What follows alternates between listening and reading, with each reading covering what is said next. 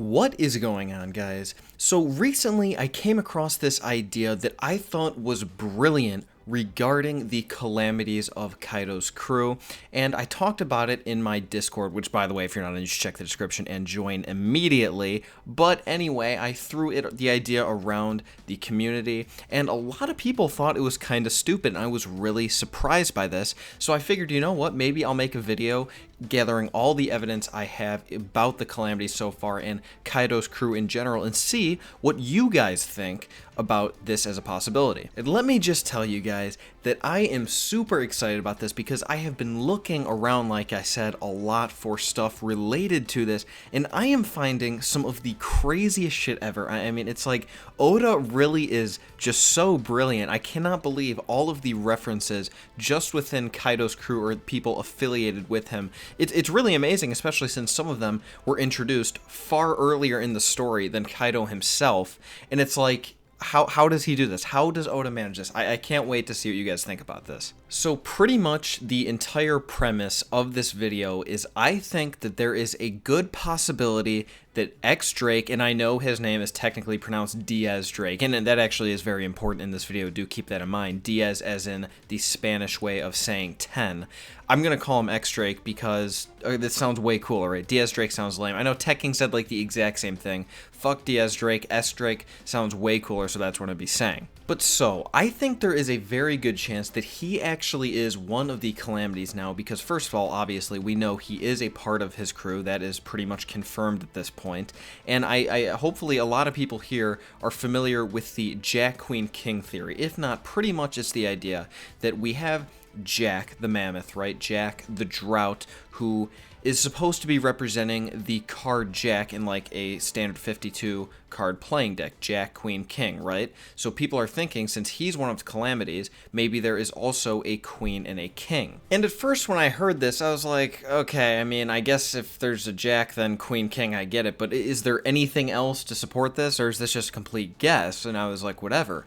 But then when I started looking into this, I've come to realize that anything that is affiliated with Kaido, even in the slightest, is related to some kind of card game of some sort. So I'm going to give you a list of the names and the characteristics of people related to them and how they are references of card games and whatnot. But before I do that, let me just say that I think with this Jack, Queen, King theory, not just do I think that there is one more card to that, but I think that the King is not actually a calamity and it is Kaido himself, and I will get to that last because it's kind of on top and there's a cool reference there. But so while I think that Jack and Queen are calamities, I think that instead of the King being the third one, I think that the 10 would actually come first. And I think that that 10 would be X Drake, because like I said, it is actually pronounced Diaz Drake. It means 10 Drake. I think that since Drake is a member of Kaido's crew, and his name pretty much means 10 Drake, 10 coming before Jack, Queen, and King,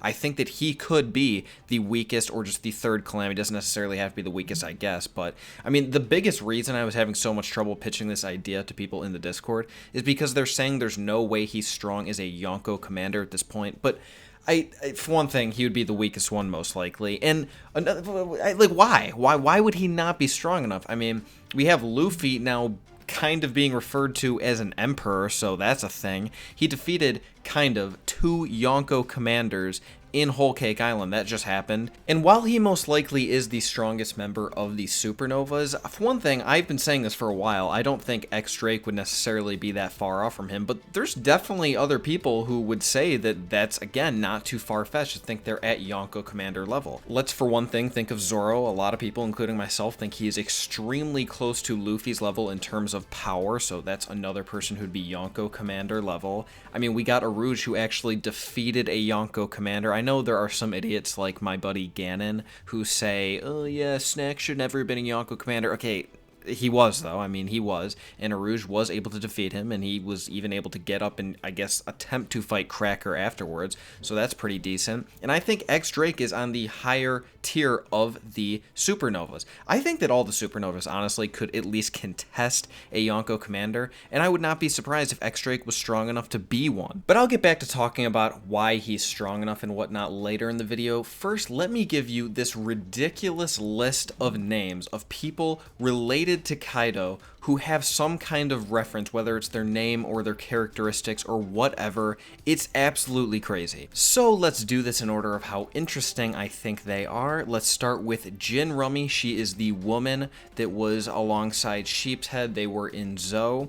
Okay, so Jin Rummy, first of all, Gin and Rummy, rum, okay, those are both very popular drinks to be drinking while gambling, as well as Rummy is an actual card game. And then the man I was just talking about, Sheepshead, that is another old popular card game. Then we have Scotch, the guy that Drake himself fought. Not just is Scotch an excellent drink for gamblers, but there's also a popular card game called Scotch Whist. And now here's where things get really good for me. This is what I like. All of the people related to Dofi, who, by the way, of course, is very much related to Kaido. They had a big agreement going on. Kaido was devastated when Dofi was taken down, so everything relating to Dofi is very important. First of all, of course, the whole thing where Dofi was known in the underground as Joker. Joker, of course, is a card that sometimes appears in playing decks, so it makes perfect sense there. Also, something really cool about the Joker card is it is often referred to as the bird. I mean, come on, how does this shit happen? Come on! Dofi was introduced so early in the story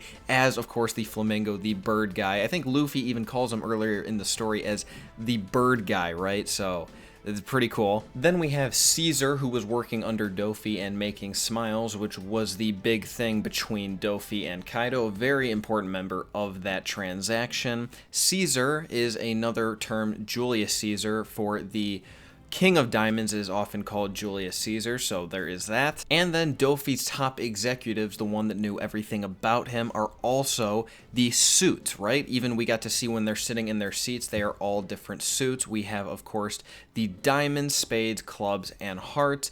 Diamante means diamond in Spanish.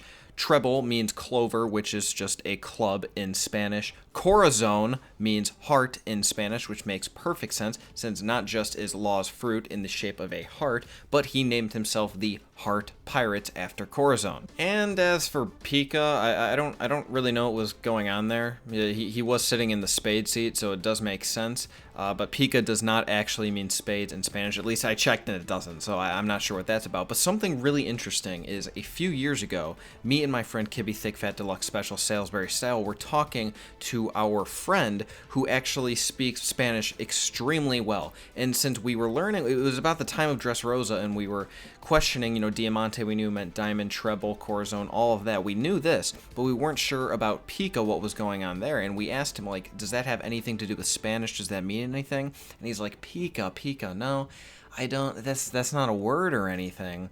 And we just kept like, are you sure there's nothing? He's like, well, I mean, I maybe it's like a stone of some sort, I guess. He was very reluctant to even answer because he didn't really understand where we were coming from.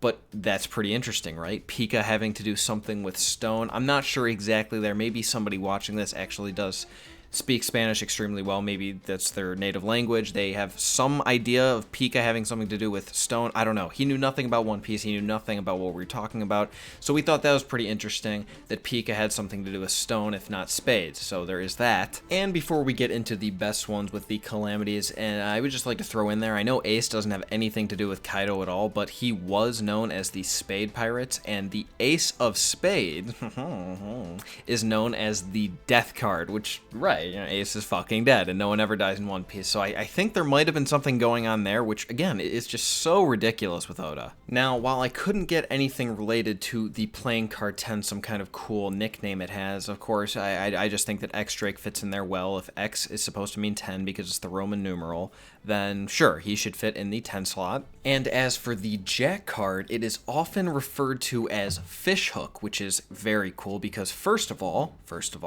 his weapons seem to look a lot like a fishhook, actually. They're very irregular weapons. It's almost like it has to be referencing that, right? And I guess it's also a bonus that he happens to be a fishman, right? That's pretty cool, so that makes sense to me. If the Queen thing seems to be working, which I think it definitely is based on all the stuff I've just given you, then something great is that another nickname for the Queen card is Calamity Jane. I'm not saying that, you know, Queen's real name is necessarily going to be Jane. It's probably going to be Queen, if anything, but they're called the Calamities, right? And this queen is called Calamity Jane, so makes perfect sense to me there. And here we go, the nail in the coffin for all the people who have been saying that I'm a complete fucking idiot for suggesting the possibility that Kaido could be the king here instead of just having Jack, Queen, King be the Calamities and Kaido be on top. That it is known that the king is sometimes referred to as Suicide King. If you don't understand exactly what I'm referencing there, I'm saying how Kaido is supposed to be the man looking for a place to die, aka he is suicidal, Suicide King, right? I also don't really think it's that hard to believe that he'd be king in the first place. I've been thinking this for a while. Pretty much the first time I heard the Jack, Queen, King theory, I was thinking Kaido was probably the king anyway, since, you know, he's known as King of Beasts.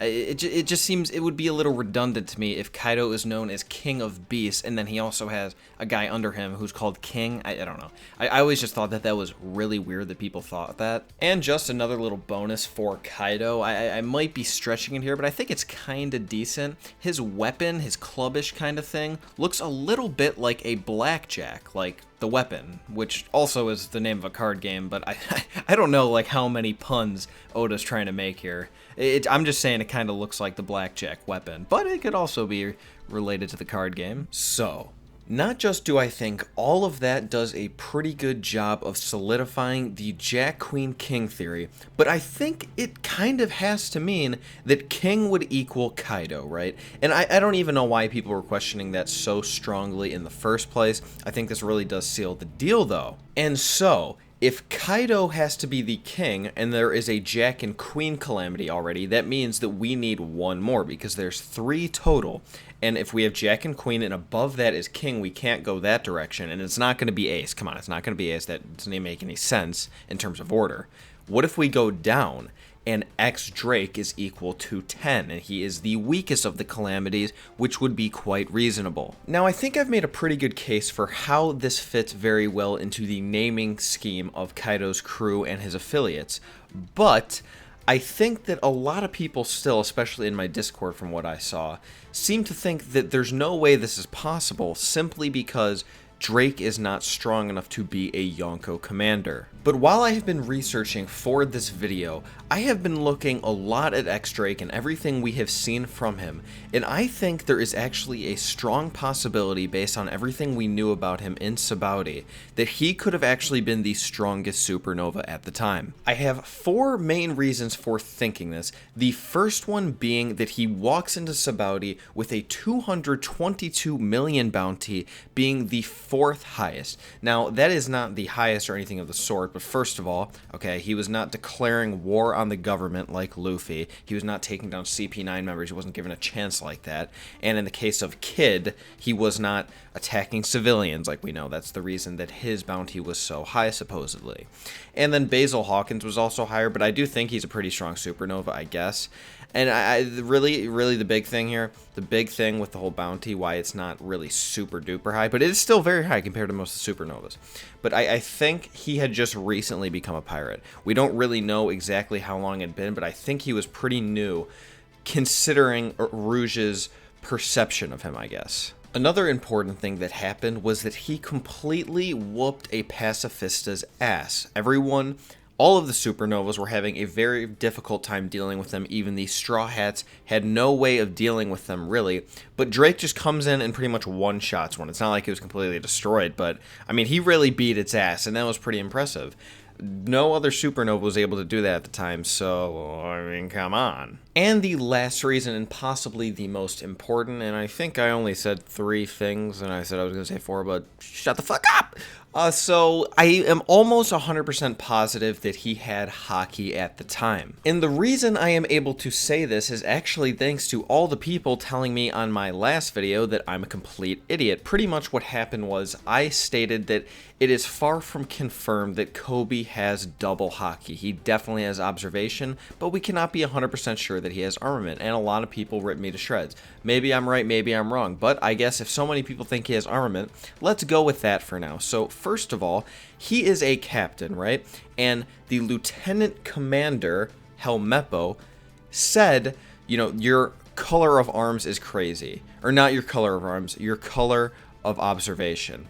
And, okay, I guess this doesn't technically prove anything, but I think then there's a good chance that he probably has at least one haki himself. Keep in mind, Lieutenant Commander is 2 ranks below Captain, which is what Kobe is. So if there is a pretty good chance that Helmeppo has at least one of the hakis, and 2 ranks above him we have Kobe, who most likely has both hakis, how could it be possible? How could it be possible that Drake, who is 2 ranks above Kobe, he was a rear admiral, and then he left, and forever, however long he could have just been training, I guess, he's going to go through all of that and not have any form of haki? That just seems a little over the top to me. So while it is far from confirmed that at Sabaody he had haki, I think it would be unreasonable to say that it's impossible at this point, and I would even say that it's highly likely. So if he had at least one, and probably both hakis at Sabaody, then he was way ahead of all the other supernovas, with, at least in the case of Luffy and Zoro and Sanji, and I'm guessing the vast majority of them, during their time skips, their primary focus was learning haki. If he's already learning haki, he's just getting stronger and whatnot. I mean, come on, he's going to be ahead of the game. I'm not saying he's stronger than Luffy or even Zoro or anything, but he is going to be one of the high-tier supernovas 100%. And if we have people like Luffy and Aruj, and I'm sure many of the other supernovas could do it as well, taking down Yonko commanders, then why wouldn't Drake be able to? And yeah, like, if you can take down a Yonko commander, then you absolutely could be one.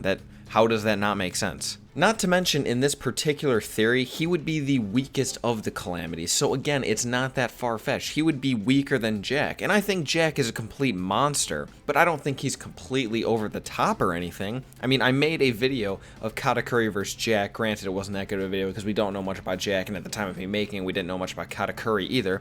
But I did have Katakuri winning, and most people agreed with me. Most people commented like, I don't even need to watch this video, I already know it's Katakuri. So if Luffy is able to pretty much push Katakuri at least close to a stalemate, why would Drake not be able to be weaker than Jack and still a Calamity? So yes, with all of that being said, with him fitting perfectly into Kaido's crew's and affiliations themes, and him just being built up as this extremely powerful character, I think that there is a very, very high chance that he is going to be number 10, Drake, 10 Drake, the weakest Calamity of Kaido's crew. What that means he'll be doing in Wano, I have no fucking idea. I don't really think he's particularly loyal to Kaido. I mean, he's been shown trying to just get his attention. He seemed to want to be seen by Kaido so he could rise up in his ranks, but I'm guessing he's got, some exterior motives than just fucking people up like what all the Calamities are known for doing. I don't know what to expect from the guy, but I'm sure it's gonna be awesome. He's gonna have some cool ass backstory, even though we've already seen a little bit. He's gonna have some crazy twists.